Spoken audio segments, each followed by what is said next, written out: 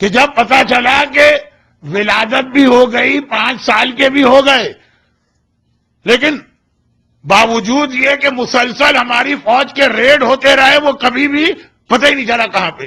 خالی ریڈ نہیں، خلیفہ کے غلام اور کنیز جو جاسوس ہیں وہ امام کے گھر میں 24 گھنٹے رہتے ہیں. غلاموں میں جاسوس اسپائی غلام بھیجے گئے، کنیزوں میں اسپائی کنیز بھیجی گئی. عباسی خلیفہ نے کہا کہ 12ویں کو اتنا چھپا کے رکھا ہے 11ویں نے کہ ریڈ ہوتے ہیں تو پتہ نہیں چلتا، کوئی ایکسس نہیں ملتا. اسپائی کنیز گھر میں موجود ہے، اس کو پتہ نہیں چل پا رہا کیونکہ گھر کی کسی خاتون کو بھی نہیں بتایا گیا، صرف ایک حکیمہ خاتون کو معلوم. تو جیسے ہی پتہ چلا کہ یہ تو کنفرم ہے کہ ولادت ہو چکی ہے، تو کہا 11ویں کا تو خاتمہ کرو، کہ 12واں سامنے تھا ہی نہیں، پھر اس کو ڈھونڈیں گے آرام سے، کم از کم 2 میں سے ایک امام دنیا سے چلا جائے. اور یہ سازش اس ماہ ربیع الاول 260 میں بنائی گئی. امام آلریڈی قید خانے میں ہی ہیں، آزاد نہیں ہیں، لیکن کہا کہ قید خانے میں ان کا خاتمہ کر دو. جس پرپس سے ہم نے رکھا تھا وہ پرپس ہی فیل ہو گیا کہ نہ ان کی اولاد ہوگی نہ 12واں پیدا ہوگا. تو پیدا ہو گئے. اگر 12ویں مل جاتے فوراً تو 11ویں کو شاید وہ شہید بھی نہیں کرتے کہ اصل ٹارگٹ 12واں تھا. 12ویں تو مل کے نہیں دے رہے. چنانچہ 11ویں کو شہید کیا گیا. اور اس شہادت کا ایک مقصد یہ تھا کہ کوئی بھی جوان اور غیرت مند بیٹا اپنے باپ کی میت کو دیکھ کر تو اپنے آپ کو نہیں چھپا سکے. دیکھیں ون آف دا پرپز یہ بھی ہے کہ اس میت کو دیکھ کر ایک مرتبہ 12واں غیبت سے نکل کے آ جائے. کوئی غیرت مند بیٹا یہ برداشت نہیں کر سکتا، چاہے وہ امام ہی کیوں نہ ہو. چنانچہ کربلا میں بھی ہم نے سنا جب حسین نے کہا حل من ناصر ینصرنا، بیمار سجاد غشی کے عالم میں ایک دم اٹھے، تلوار لے کے باہر نکلے. حسین نے آواز دی زینب سجاد کو روک لینا. اور یہاں بھی یہ سنا کہ 11واں امام جب پردہ غیبت اس قید میں تھا اور زہر دیا گیا، 12واں تڑپ کے باہر آ گیا تھا، جو اس طرح سے اپنی غیبت میں تھا، اپنے آپ کو 5 سال سے چھپا کے رکھا، تڑپ کے باہر آیا. 11ویں نے واپس بھیجا، بیٹا جاؤ پردہ غیبت میں چلے جاؤ. عباسی حکمران کا ایک مقصد یہ بھی تھا کہ غیرت مند امام کا غیرت مند بیٹا ہے، غیرت مند فاطمہ کا غیرت مند وارث ہے. 11ویں کو زہر دے کے شہید کرو تاکہ جب 11ویں کا جنازہ اٹھے گا تو اس وقت یقیناً وہ تڑپ کے آئے گا اور گرفتار کر لینا. اور عزاداروں 12ویں کی گرفتاری کے لیے ماہ ربیع الاول کی شروع تاریخ میں 11ویں کو زہر دیا گیا. امام حسن کو 2 ہی حسن ہیں ہمارے پاس، یا حسن مجتبی یا حسن عسکری. حسن مجتبی کو وہ زہر دیا گیا جس نے ایک لمحے میں کلیجہ ٹکڑے ٹکڑے کر دیا. چند لمحوں میں حسن مجتبی دنیا سے چلے گئے. حسن عسکری کو ایسا زہر نہیں دیا گیا. حسن عسکری کو وہ زہر، دیکھیے تاریخ ہے جو بہت کم لوگوں کو معلوم. حسن عسکری کو وہ زہر دیا گیا جو آہستہ آہستہ اثر دکھا رہا. کیوں؟ کیونکہ مقصد 11ویں امام کے زہر سے زیادہ مقصد تھا 12ویں کو غیبت سے باہر لانا. آپ بیمار ہیں، بستر پہ گر گیا، بیٹا حالت دیکھ رہا ہے، روز بروز حالت خراب ہوتی جا رہی ہے. کتنا ہی صابر بیٹا ہوگا، 2 دن گزریں گے دیکھے گا میرے بابا کی حالت اور خراب ہوئی، صبر کر کے بیٹھا ہے. 4 دن گزریں گے دیکھے گا میرے بابا کی حالت اور خراب ہوئی. ایک وقت آئے گا جب اپنے بابا کو اس حالت میں دیکھے گا کہ تڑپ کے باہر آ جائے گا. زہر بھی ایسا دیا گیا. لیکن قید میں ہیں، کیا مطلب؟ زہر دیا گیا، علاج ممکن نہیں ہے. علی کے سر پہ ابن ملجم نے ضربت لگائی مگر علی قید میں نہیں تھے تو علاج تو ہوا نا 3 دن. ہائے میرا 11واں حسن عسکری، کتنا معصوم، کتنا مظلوم، کتنی مصیبتیں، کتنے امتحان دیے. زہر ایسا دیا جا رہا کہ اچانک موت نہ ہونے پائے. آہستہ آہستہ بدن کٹتا چلا جائے. کچھ چیزیں بیان کرنے سے نہیں واضح ہوتی ہے، سوچنے سے واضح ہوتی ہے. اور ساتھ میں علاج ممکن نہیں ہے کیونکہ ظالم کی قید میں ہے. میرا 11واں امام 5 ربیع الاول کی تاریخ کو اتنا کمزور ہو گیا کہ بستر سے اٹھنے کی طاقت نہ رہی، اپنی نماز بستر پہ بیٹھ کے پڑھی۔ بہت آرام سے آپ نے سن لیا۔ اہل بیت کے گھرانے میں بستر پہ بیٹھ کے نماز پڑھنا قیامت کے برابر۔ زینب کبریٰ نے زندان شام میں سنت نماز بیٹھ کے پڑھی ہے تو سجاد کو یقین نہیں آ رہا، جبکہ 11واں تو بہرحال امام ہے اور واجب نماز بستر پہ بیٹھ کے پڑھ رہا۔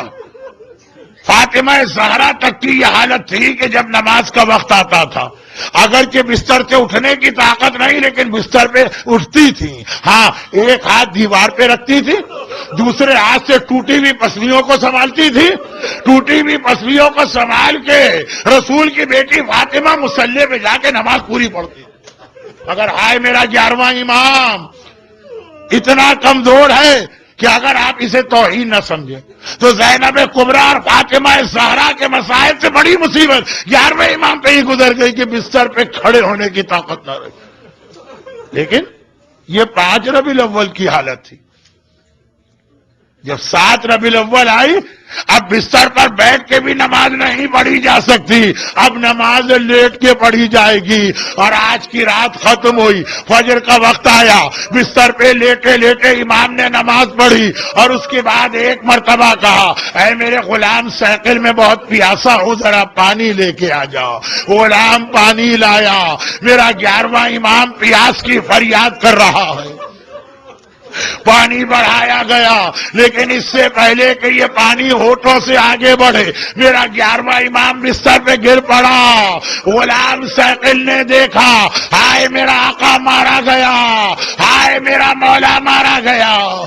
اور کیوں نہ ہو، حسین کا وارث و پوتا ہے، اگر حسین پیاسے گئے، اگر عباس پیاسے گئے، اگر اکبر پیاسے گئے، حسن عسکری بھی اس دنیا سے پیاسے جائیں گے۔ امام زمانہ کو پیاسے شہیدوں کا انتقام لینا ہے، اپنے پیاسے دادا حسین کا بھی اور اپنے پیاسے بابا حسن عسکری کا بھی۔ لیکن روایت یہ ہے کہ جس وقت 11واں امام پانی پینا چاہتا ہے اور خش کھا کے بستر پہ گرا، ایک بار غیبت کا پردہ ہٹا کے بے چین و بے قرار ہو کے میرا امام زمانہ باہر آ گیا۔ 11ویں نے اس حالت میں بھی ایک بار دیکھا، کہا بیٹا واپس چلا جا، تیری غیبت حکم خدا ہے، ظالموں کے سامنے نہ آنا۔ اور اس کے بعد پھر ایک منزل ایسی آئی کہ وہاں تو 11واں امام برداشت نہ کر سکا۔ جب کل 8 ربیع الاول کو غسل دے دیا گیا، کفن پہنا دیا گیا، نماز کا وقت آیا، چچا جعفر آگے بڑھے نماز پڑھانے، وہ یہ برداشت نہ ہوا امام زمانہ سے، غیبت کے پردے ہٹائے، چچا میرے بابا کا لاشا ہے، اپنے بابا کی نماز تو میں پڑھاؤں گا۔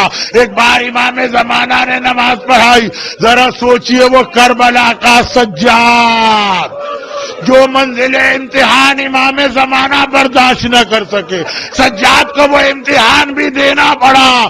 آئے میرے بابا کا لاشا پڑا ہے اور میں نماز جنازہ بھی نہیں پڑھا پا رہا۔ اور پھر نماز کے بعد غلام کو حکم ملا کہ جا کے عباسی خلیفہ کو اطلاع دو۔ اب اگلے دن جنازہ تو بڑی شان سے اٹھا، تابوت تو بڑی شان سے لے جایا گیا، حکمران زہر دے کر خود بھی جنازے میں روتا ہوا شریک ہے۔ ایک بار سارا سامرا آ گیا، ہر طرف آواز ہے، ہائے حسن عسکری مارے گئے، ہائے حسن عسکری مارے گئے۔ اور بڑی شان سے یہ تابوت سامرا میں 10ویں امام کی زری کے قریب پہنچا، وہاں پہ میرا 11واں امام دفن کیا گیا۔ دیکھیں دنیا کا طریقہ کیا ہے، جس کی موت ہوتی ہے نا اس کے وارث کو پرسہ دیا جاتا ہے۔ آج 11ویں امام کا پرسہ سب سے پہلے ہم کس کو دیں؟ یقیناً 11ویں کا پرسہ رسول خدا کو دیں گے، یقیناً علی مرتضیٰ کو دیں گے، یقیناً فاطمہ زہرا کو دیں گے۔ شہزادی آپ کا ایک اور لال مارا گیا، لیکن سب سے پہلے تو امام زمانہ کو پرسہ دیں گے نا۔ اے میرے زمانے کے امام، آپ 5 سال کے ہیں اور آپ یتیم ہو گئے، آپ کا بابا مارا گیا، مگر آپ کی یتیمی اپنے ساتھ تماچے تو نہیں لائی نا۔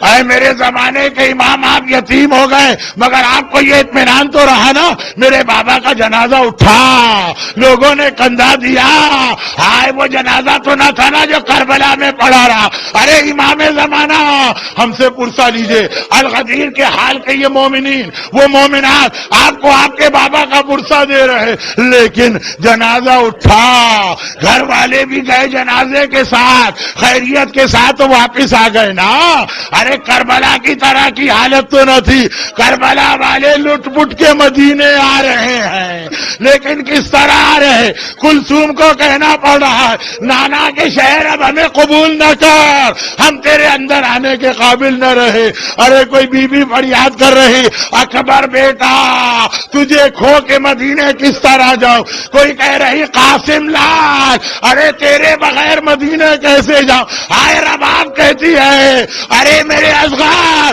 میں صغرا کو جا کے کیا جواب دوں گی جب صغرا اصغر کو مانگے گی اور زینب فریاد کر رہی ہے ارے ارے پہلے مجھے نانا کی قبر پہ لے جاؤ عزاداروں 11ویں امام کا تابوت تو بڑی شان سے اٹھا گھر والے خیریت سے آئے ذرا زینب سے پوچھئے قبر رسول پہ پہنچی ایک مرتبہ کا نانا آپ کی بیٹی شام سے لٹ کے آئی ہے پہلے حسین کا کرتا پھیلایا اے امام زمانہ آپ کے بابا حسن عسکری کا تو کرتا ایسا نہ تھا جو خون سے بھرا ہوا تیروں اور نیزوں سے جگہ جگہ چھلنی اور پھر کہا نانا ارے کاش میں تجھے یہ بھی بتا سکتی پورے راستے اتنے کوڑے کھائے اب تک میری کمر زخمی ہے ہائے میرا 11واں امام ہائے میرا 11واں امام